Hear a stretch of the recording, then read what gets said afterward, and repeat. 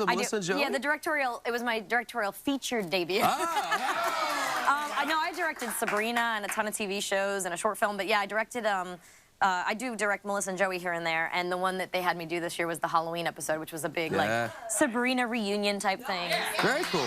And you guys have a Christmas special airing this week as well, We do. don't you? On the 10th, on, what is that, Wednesday, we have our Melissa Glass in these corsets and hoop skirts, and it's Mel and Joe are fighting over who get their newly married, and they fight over who puts the ornament on top of the tree, and I go into this elaborate story about why mine's better than... Do tell. So when you see, there's a scene where my dad, who is played by Chris Rich, he's blind in this for some reason, and he's got a cane, and he's walking past me, and he has to turn around and whip the cane out, and we're supposed to duck. But we'd practiced in hoop skirts, but not in the corsets.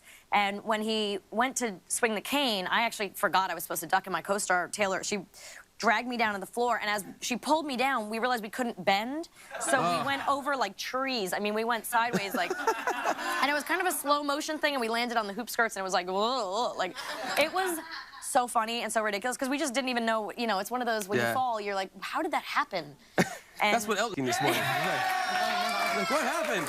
I should have practiced with the corset. But, you know, when you have 200 people watching you live, it's like, I mean, in the audience, you know, it's like... I want to ask you quickly about your memoir. You chose to do a memoir. Melissa explains it all, and you were pretty upfront and honest about... I rebel against what people know of me, but, you know, I just wanted people to kind of know the truth, and I wanted to write it down like a diary, you know? I kind of wanted to get it out there. Give people the whole picture. And it gives me a chance to, like...